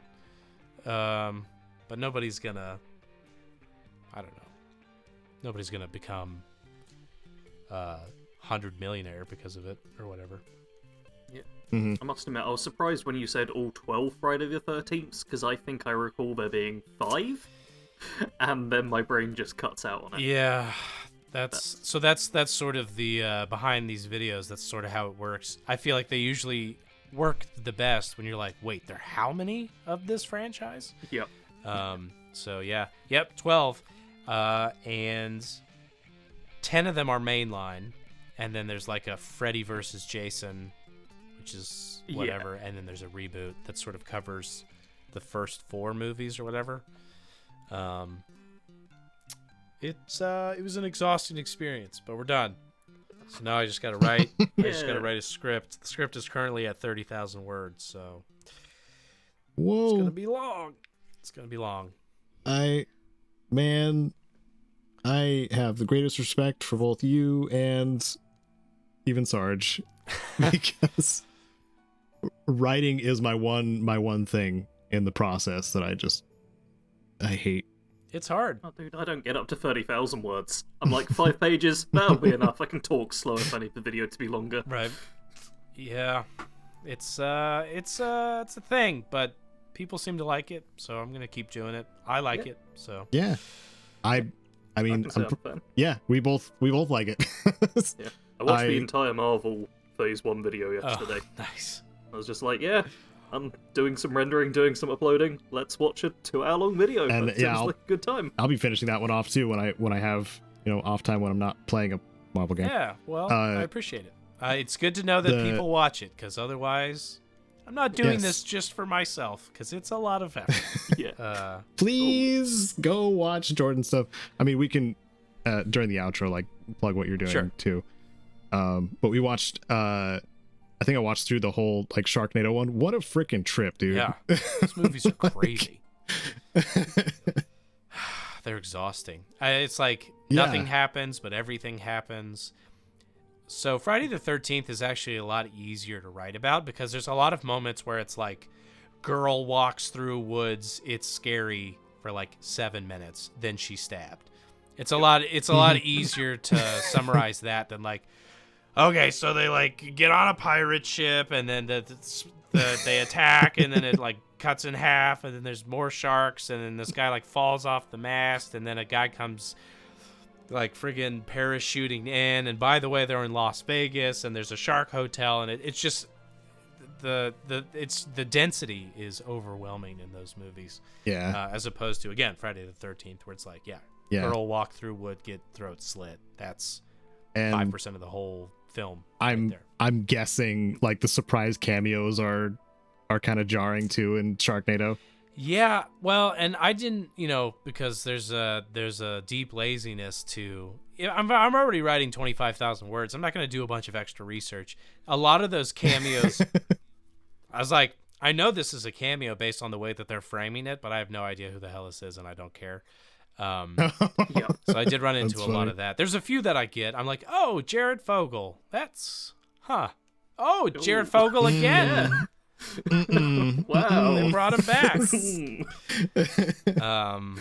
But yeah, it's just it's an odd franchise, and I was a little worried about it because, you know, it's intentionally bad. You know, they even like they trotted what's his face, Hasselhoff out there like after or before the fourth or the fifth movie or something to be like, oh yeah, this is so bad, you're gonna love it, and that's not as much fun to make fun of as like a Saw movie that's like, we're talking about healthcare in this one, this is serious. But yeah, or like how my buddy lovingly called like the Breen films like Z movies, because right. like they're yeah, he's an artist, that's one thing you can call him. Right. Yeah. But you're watching it because it's bad, but he doesn't think it is. Like, exactly. Yeah. Or at least it's a massive charade that none of us have caught on to. It's one of those things. It's not like intentionally bad. Right. And Friday the 13th is constantly struggling with that, where it's like, you know, the sixth movie has a lot of more self-referential nods to the goofiness of the premise. Or like, you know, the 10th one, they're literally in space and he gets body armor. And I don't think anybody involved in that production was like, you know, this is the second coming of Alien or something. Yeah. But, you know, there are a lot that are more serious or less serious or try and be more artistic or less. And it's a very fascinating series because I think they never really landed on a formula, again, that like made them $150 million or whatever, like they did with Saw. Like Saw knows what it is, and it knows what people want, and they know that generally they can make kind of the same-ish, like the things they need to. It's like Madden. They made one every single year, and they needed to make just incremental improvements to keep people interested. But Friday the 13th doesn't really know what people want, really, in the same way. And, you know, they get better or worse at it, but that's why they keep taking weird swings where they're like, now we're in space. Because they just like, they didn't know. They don't know what the lore is. In the seventh one, there's a girl with telekinetic powers for no reason. You know, it's just like, it's very fascinating to me. So I think it'll be a really fun video. We're going to like run around woods and a lake and try and film a bunch of stuff. And, you know, who knows? Hopefully somebody watches it. Yeah. I can promise you get at least one view from me. That's all I need. Yep. I'm an easily like spooked or grossed out person for movies, unfortunately. So maybe. I try not to get too into the gore of it all. That's the ideally the other side of the appeal is, or the other side of like the other reason to watch these, like when I did the Saw one, in general, it's like you can learn about the weird, very linear plot of Saw. Like everyone is pretty much a direct sequel to the next, but without having to actually watch a guy get his fingers pulled off for 20 minutes, you know? Which I appreciate. Yeah, so I don't think there'll be much, like any sort of distressing stuff will be just like a brief blip. But yes, I mean, I'm sure there'll be like, you know, in the 10th one, they like freeze a woman's face with liquid nitrogen and then shatter it on the wall. Wow. So you kind of have to show something of that just to be like, yeah. But you know, whatever. See, I mean, but that's not really gore feel. That's more just like ice. Well, right. No, because like the back half of her head is real. Yeah. Still. Yeah. Oh, okay. I feel like I've seen a gif of it somewhere. Okay. The second you said that, I was like, I can visualize this perfectly. Yeah. Uh-oh. Yeah. So we'll see. Yeah. Just listen to it. But like the schlockiness of like Sharknado and stuff like that, like I'm cool with that. Yeah, sure. It's the you know what I'm trying to say. Yeah, and I'm not saying, oh no, dude, be cool. Watch this gore, dude. Be cool with us, or else you're lame. Yeah, Caedo, like and subscribe. Come on. Yeah, I understand. Yeah. I will try to like and subscribe as much as I can to you, Jordan. No, it's totally fine. But anyway, so that's what I'm doing. What are you guys doing? Atomic Heart, clearly. That's your crossover game. Yes, both Caedo and I have put Atomic Heart down as the things we're doing. Caedo, do you want to start, and then I'll just interrupt you when I disagree? Oh, sure. So we both have Game Pass. As do I. I'm waiting for you to disagree. No, I'm Oh. No, that is correct. Fine so far. Okay. First thing that stands out in Atomic Heart, it really goes hard on its intro, introducing the world. I love when games do this. Wrong. Okay. Factually incorrect. All right. Go ahead, Sarge. God, I hate this game. Half an hour. Literally half an hour before you get to do anything properly. You just wander about, people speak at your face. I got copyright claimed on the stream I did as well, even with streamer mode put on. You just walk around and everyone's like, oh, look at how good the world looks. Oh, there's people and all robots. Oh, the robots are going to turn evil, but they've not done it yet. 20 more minutes of just going, oh, look at the pretty stuff. So boring. 5 to 10 minutes. That's the maximum time I give for a game to just exposit at me before I want to start getting into the gameplay. I had about 10 minutes of actually like combat gameplay style stuff in an hour and a half stream. Hate it. Terrible. Blah. I'm done. All right. Aside from what Sarge said, if you like a world being established before you start killing stuff in it, it's nice. I like that part. One thing I don't like is the main character that you play as. Not really a fan. It seemed like they tried to go with a little BJ Blazkowicz kind of situation, little rough around the edges fella, but he just came across as an a-hole like all the time. Yeah, for anybody else, BJ Blazkowicz is the main character of Wolfenstein. Oh yeah. The newer ones too, like those have like almost shine to a mirror sheen kind of polish for the narrative side of things. Surprisingly good for a game about dual wielding and just firing guns constantly. Yeah.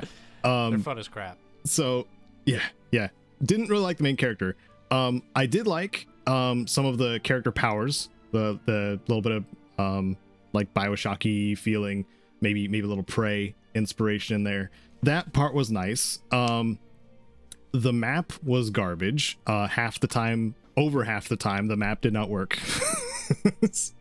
Like, you need to be in a much more open area, and I'm standing literally outside in a yard, and it can't be any more of an open area, and it's still not working. So I'm just like, I'll chalk this up to a glitch, or I need to find like a radio tower or some open worldy bullcrap to unlock my map, which is a stupid mechanic, and I hate it. Especially if you're an agent of like the place that you're in, you should have map data.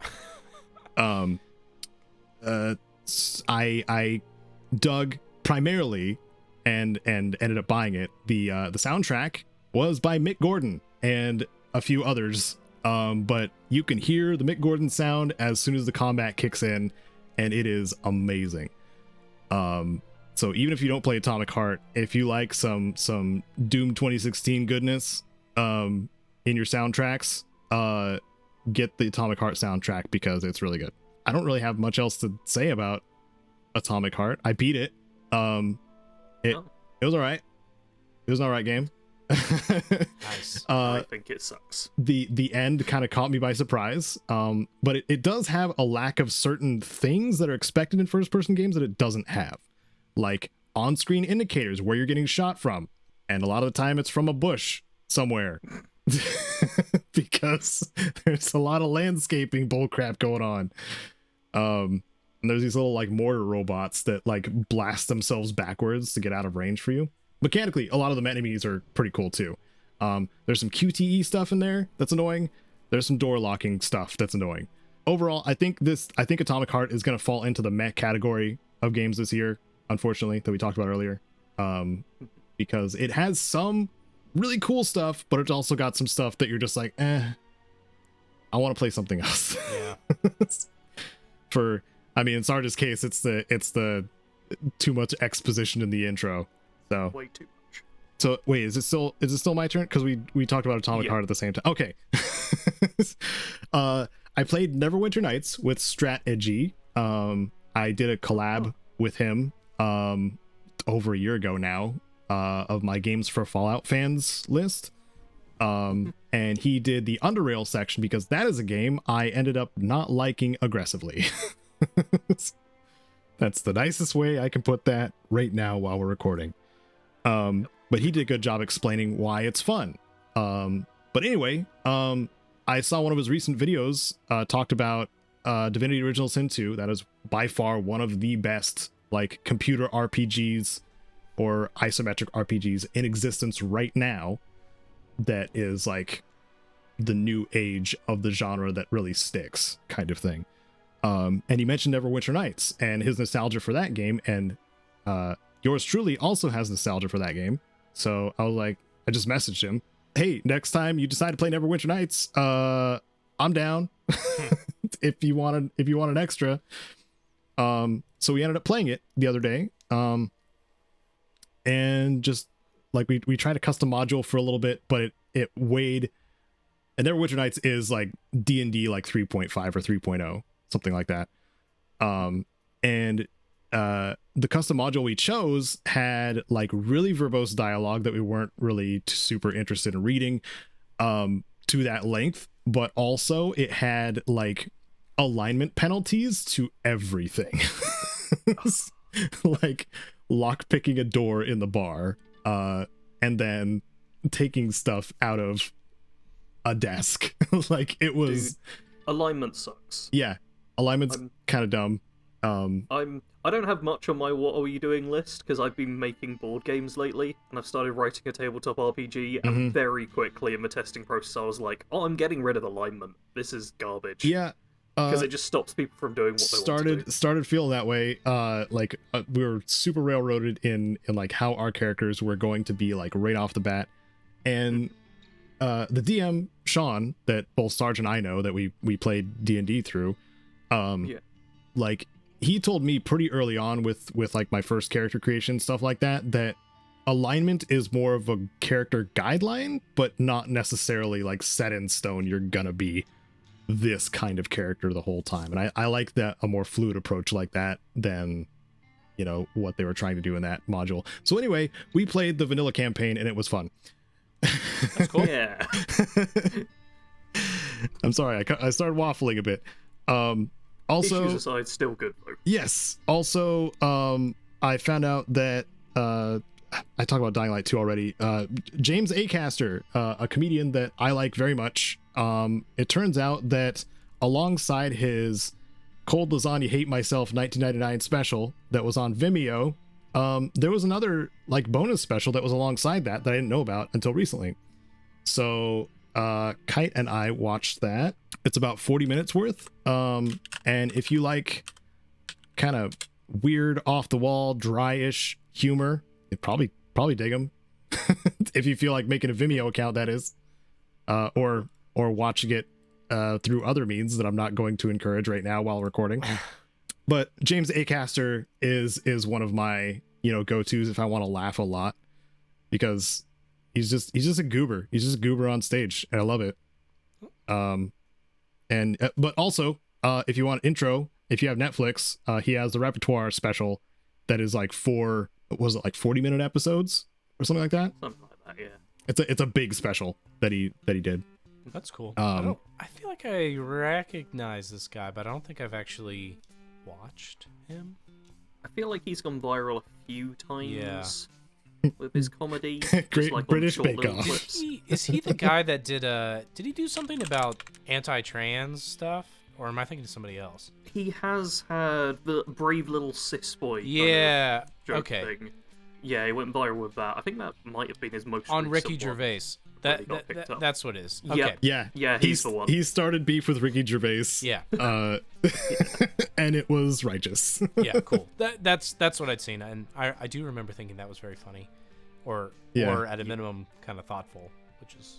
Yeah, that's from the Cold Lasagna special, because I like that he's not going for the very clear low-hanging fruit when it comes to comedy, and he actually has, like, he's talked about the banana story. It's the one that comes to mind, where he's thinking about this just elaborate plan to get back at a banana vendor by creating a business across the street and talking about, you know, the context or the intricacies of what a free banana means.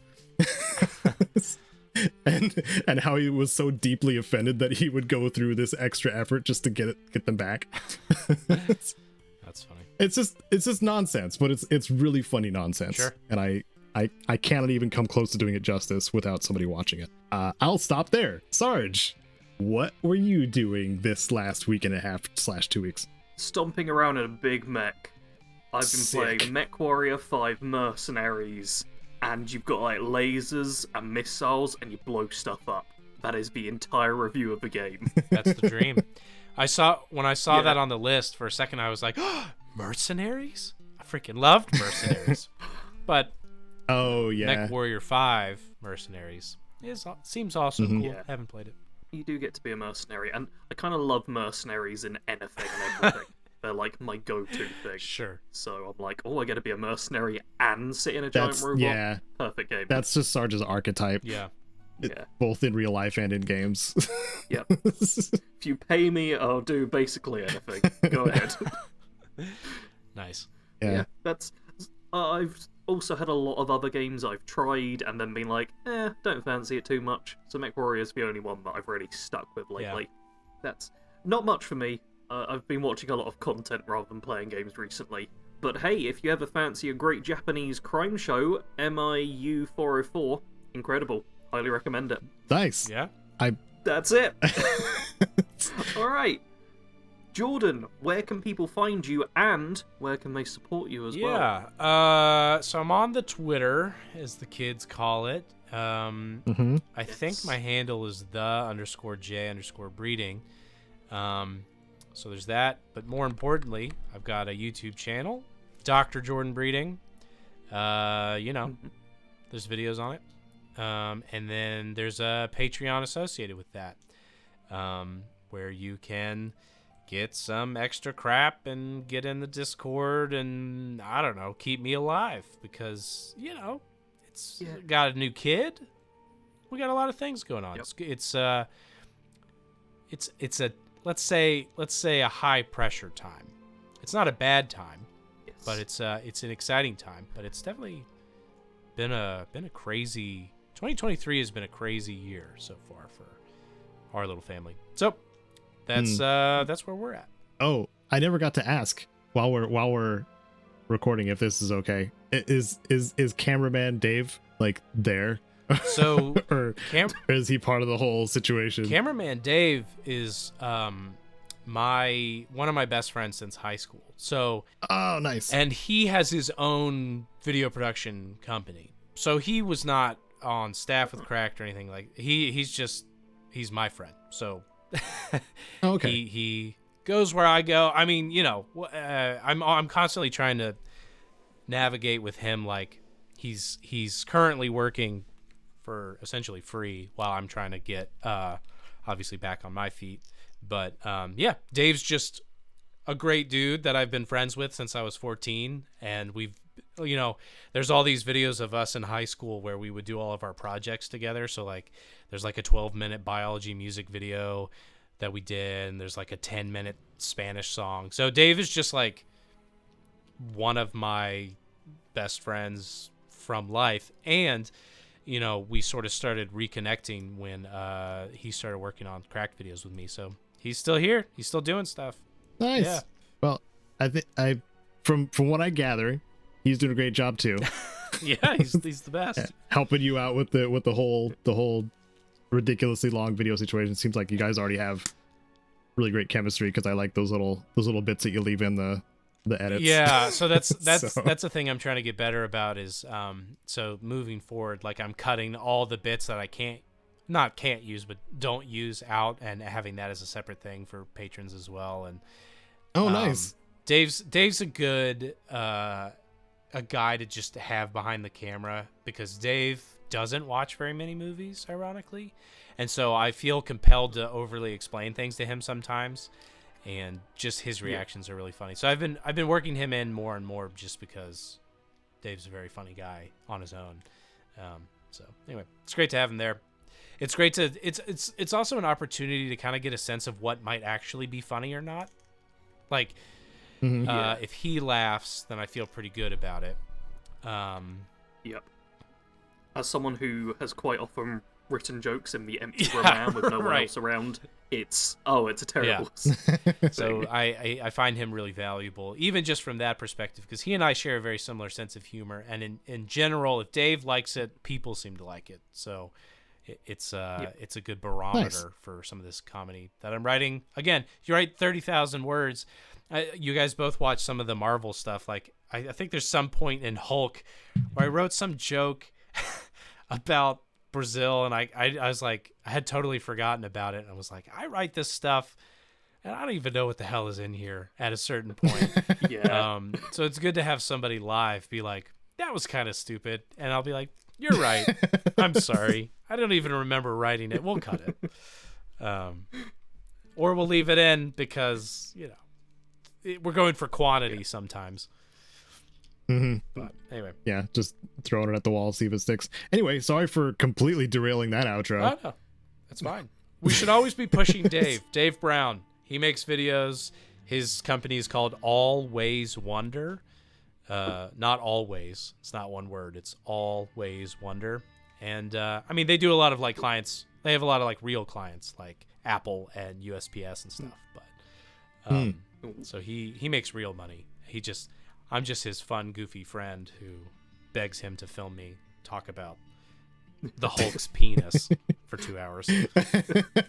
Hey, that's very important work to be getting on with too. For sure. Anyway.